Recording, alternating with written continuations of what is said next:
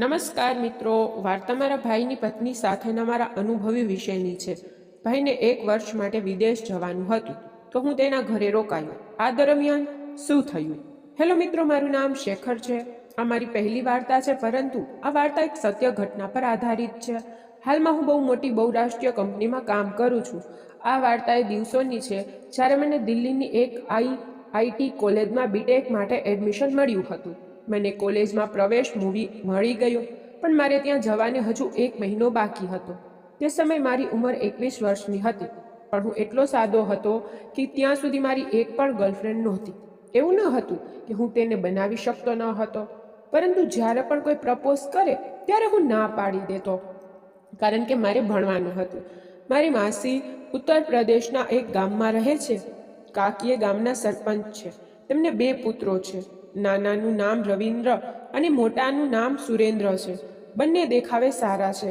રવિન્દ્રભાઈ ગામમાં નજીક શહેરમાં નોકરી કરે છે અને સુરેન્દ્રભાઈ દિલ્હીમાં ખાનગી કંપનીમાં નોકરી કરે છે.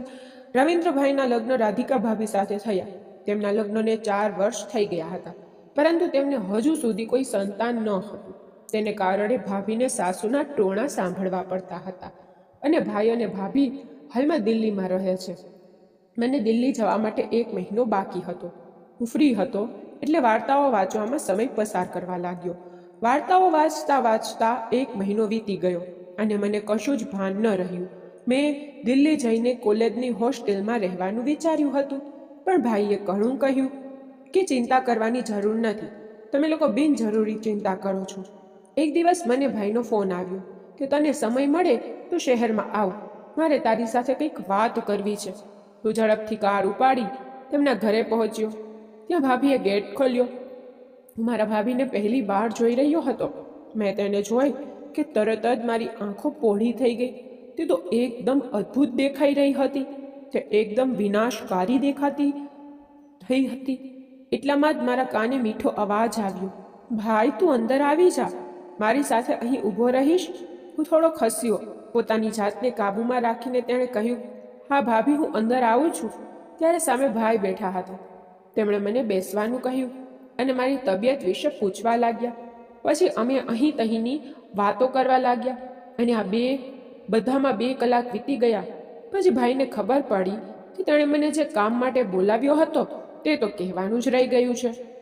તેણે કહેવાનું શરૂ કર્યું કે ભાઈનું પ્રમોશન થયું છે, એટલે મેં તેને અભિનંદન આપ્યા અને તેને તેની વાત પૂરી થઈ હોય અને પછી તેને કહ્યું કે પણ એક સમસ્યા છે.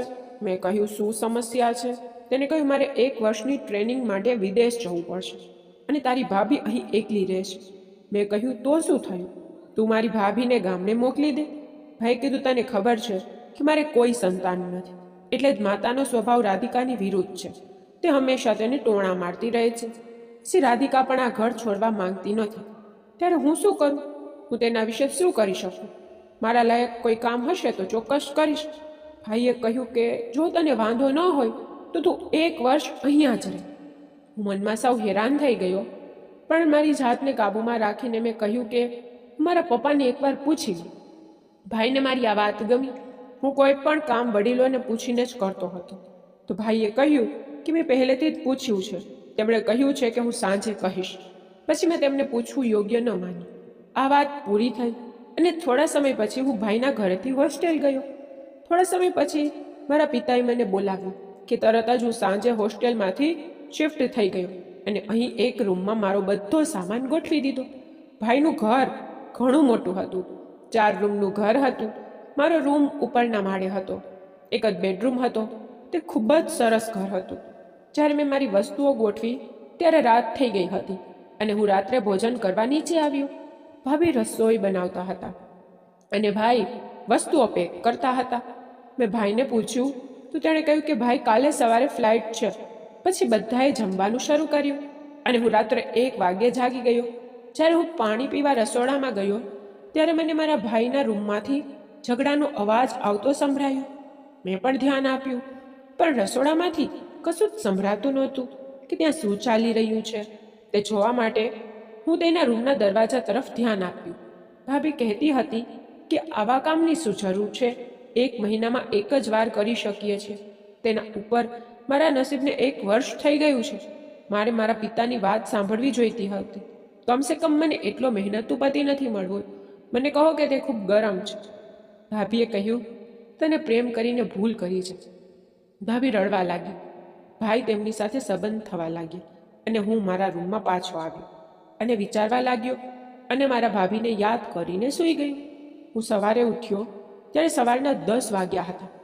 આજે રવિવાર હતો તેથી મને ચિંતા નહોતી. પછી મને યાદ આવ્યું કે કહ્યું કે ભાઈ આજે જવાનો હતો. તેથી હું દોડીને નીચે આવ્યો અને ખબર પડી કે ભાઈ તો પહેલેથી જ નીકળી ગયા છે. ભાભીએ કહ્યું, નાસ્તો કરશે ખર? મારી નજર ભાભી પર પડતા જ હું ફરી તૈયાર થઈ ગયો. ભાભીએ બ્લુ જીન્સ અને વ્હાઇટ શર્ટ પહેર્યું હતું.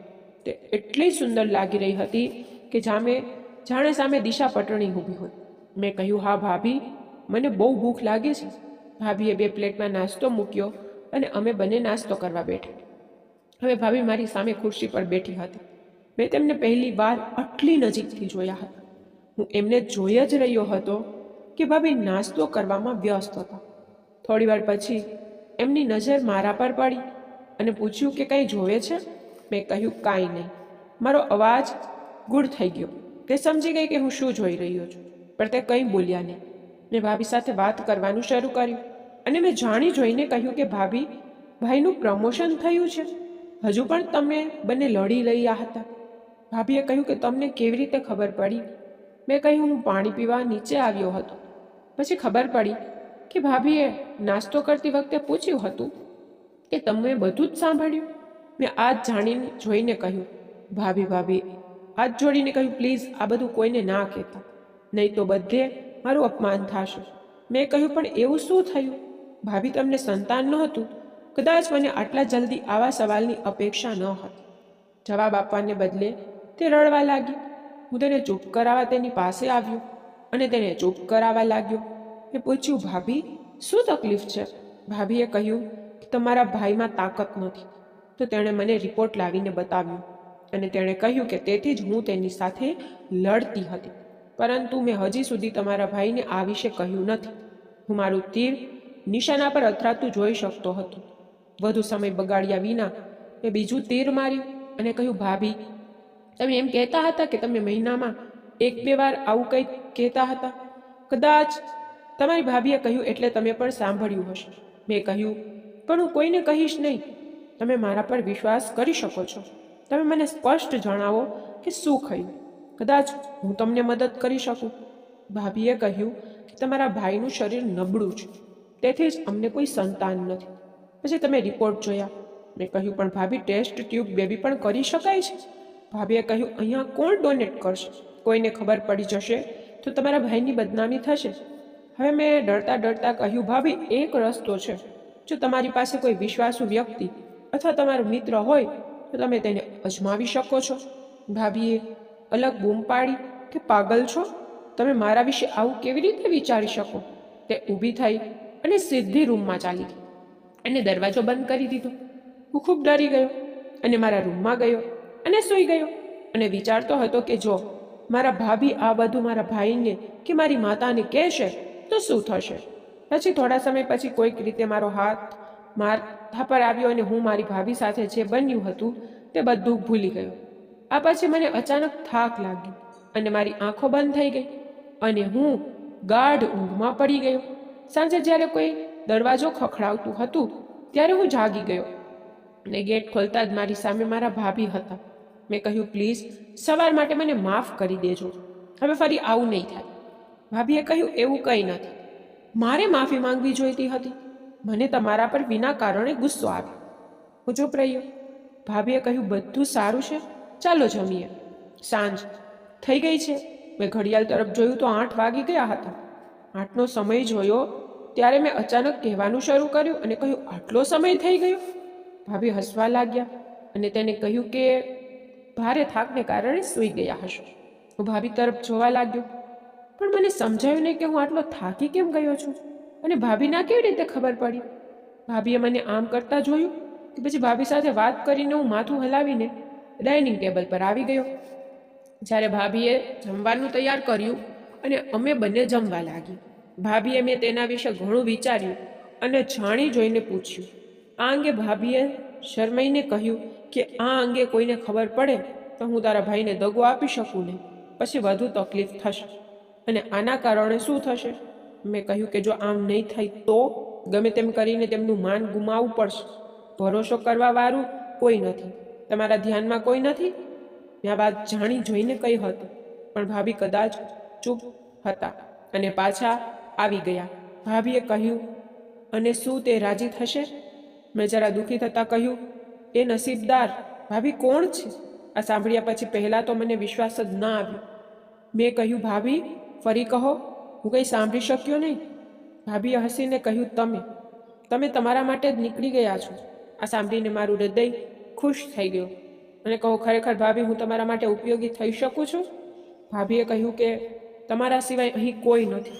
કોઈ પણ રીતે તમે અહીં 1 વર્ષ રહેવાના છો. તેથી મને લાગ્યું કે તમે સારા છો.